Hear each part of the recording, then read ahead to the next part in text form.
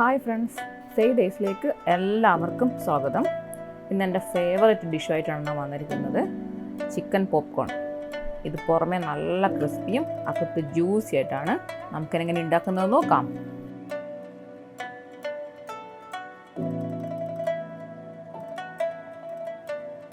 ഇതിന് വേണ്ടിയിട്ട് ഞാൻ ചിക്കൻ്റെ ബോൺലെസ് പീസ് ചെറുതായിട്ട് കട്ട് ചെയ്തിട്ട് വെച്ചിട്ടുണ്ട്.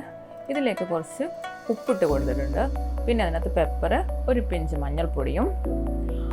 ഇപ്പോൾ ഞാൻ കുറച്ച് മുളക് പൊടി ഇട്ട് കൊടുത്ത് നമുക്ക് നോക്കിയിട്ട് വേണമെങ്കിൽ കുറച്ചും കൂടി ഇടാം.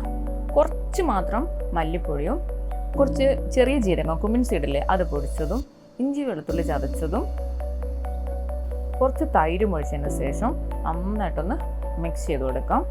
നന്നായിട്ട് മിക്സ് ചെയ്തിട്ട് എല്ലാ സ്ഥലത്തും എത്തുന്നത്. നിങ്ങൾക്ക് തൈരിന് പകരം വേണമെങ്കിൽ കുറച്ച് വിനാഗിരിയോ അല്ലെങ്കിൽ ചെറുനാരങ്ങ നീരോ ഒഴിച്ചു കൊടുക്കാം. ഇതിലേത് വേണോ നിങ്ങൾക്ക് സെലക്ട് ചെയ്യാം. ഇതെല്ലാം കൂടി നന്നായിട്ട് മിക്സ് ചെയ്യാം. എനിക്ക് മുളക് കുറച്ച് കുറവുണ്ടെന്ന് തോന്നുന്നുണ്ട്. നമുക്കത് കുറച്ചും കൂടി ഇട്ട് കൊടുത്തിട്ട് അതും കൂടി ഒന്ന് മിക്സ് ചെയ്തിട്ട് ഒരു മണിക്കൂർ മുതൽ 1 മണിക്കൂർ വരെ നമുക്ക് റെസ്റ്റ് ചെയ്യാൻ വെക്കാം. നിങ്ങളുടെ ടൈമിനനുസരിച്ച് വെച്ചോളൂ. കുറഞ്ഞത് ഒരു അരമണിക്കൂറെങ്കിലും നിങ്ങളിത് റെസ്റ്റ് ചെയ്യാൻ വെക്കുക. നമുക്കിത് മാറ്റി വെക്കാം. ഞാനൊരു പ്ലേറ്റ് എടുത്ത് വെച്ചിട്ടുണ്ട്. ഇതിലേക്ക് കുറച്ച് ബ്രെഡ് ക്രംസ് എടുത്ത് വെച്ചിട്ടുണ്ട്. നമുക്കിതിനകത്തേക്ക് ഒരു പിഞ്ച് ഉപ്പിട്ട് കൊടുക്കണം. കുറച്ച് മാത്രമായി ഉപ്പിട്ട് കൊടുത്തത്, ഉപ്പ് കൂടി പോകരുത്.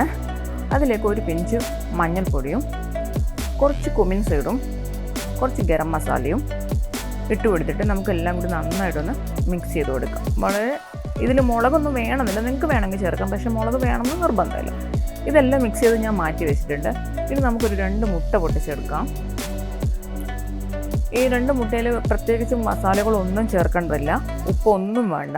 ഇത് നമുക്കൊരു നുള്ളു പാലും കൂടി ഒഴിച്ച് നന്നായിട്ടൊന്ന്, ഇതിപ്പം വളരെ കുറച്ച് പാലേ ഉള്ളൂ, അതും കൂടി ഒഴിച്ച് നന്നായിട്ടൊന്ന് ബീറ്റ് ചെയ്ത് വെക്കാം.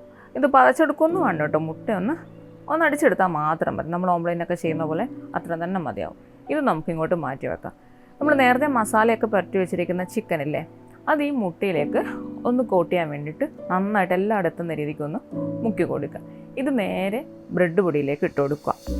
അത് നന്നായിട്ടൊന്ന് ആ ചിക്കനിൽ പൊതിഞ്ഞിരിക്കുന്നവരേക്കും ഒന്ന് കോട്ട് ചെയ്ത് വെക്കുക. പിന്നെ നിങ്ങൾ എൻ്റെ ചാനൽ ആദ്യമായിട്ടാണ് കാണുന്നതെങ്കിൽ സബ്സ്ക്രൈബ് ചെയ്യാനും ബെല്ലൈക്കൺ എനേബിൾ ചെയ്യാനും മറക്കരുത്. ഇതാ ഞാനിപ്പോൾ എല്ലാ ചിക്കനും അതുപോലെ തന്നെ കോട്ട് ചെയ്ത് വെച്ചിട്ടുണ്ട്. ഇനി നമുക്കിതെല്ലാം ഒന്ന് ഫ്രൈ ചെയ്തെടുത്തിട്ട് വരാം. ഇപ്പോൾ എണ്ണ നന്നായിട്ട് ചൂടായിട്ടുണ്ട്. നിങ്ങളത് ലോ ഫ്ലെയിമിൽ വെച്ചിട്ട് മാത്രമേ ഫ്രൈ ചെയ്തെടുക്കാൻ പാടൂ. അല്ലെങ്കിൽ പെട്ടെന്ന് ബ്രെഡാണ്, അതുകൊണ്ട് പെട്ടെന്ന് കരിഞ്ഞു പോകാൻ സാധ്യതയുണ്ട്. വളരെ ലോ ഫ്ലെയിമിൽ, ഏറ്റവും ലോ ഫ്ലെയിമിൽ വെച്ചിട്ട് മാത്രം നിങ്ങളിത് ഫ്രൈ ചെയ്താൽ മതി. നിങ്ങളെല്ലാവരും ഇതൊന്ന് ട്രൈ ചെയ്ത് നോക്കാൻ മറക്കരുത്. നല്ല ടേസ്റ്റാണ്. ഇതിപ്പോൾ നന്നായിട്ട് കളറൊക്കെ മാറിയിട്ട് നല്ലൊരു ഗോൾഡൻ ബ്രൗൺ കളറായിട്ട് വന്നിട്ടുണ്ട്. ഇത് കറക്റ്റ് പാകം. ഇതിൽ മേലേക്ക് ഇത് ഫ്രൈ ആവണമെന്നില്ല. ഇപ്പോൾ നമുക്കെല്ലാം ഒന്ന് ഫ്രൈ ചെയ്തിട്ട് ഞാൻ എടുത്തിട്ട് വന്നിട്ടുണ്ട്. നിങ്ങൾക്കിത് സോസിൻ്റെ കൂടെ മയോണൈസിൻ്റെ കൂടെ ഒക്കെ ഒന്ന് ട്രൈ ചെയ്ത് നോക്കാവുന്നതാണ്. നല്ല ടേസ്റ്റാണ്. എല്ലാവരും ഒന്ന് ട്രൈ ചെയ്ത് നോക്കുക. നിങ്ങൾക്ക് ഈ വീഡിയോ ഇഷ്ടമായാൽ ലൈക്ക് ചെയ്യാനും ഷെയർ ചെയ്യാനും കമൻറ്റ് ചെയ്യാനും മറക്കരുത്. Thanks for watching. ബൈ.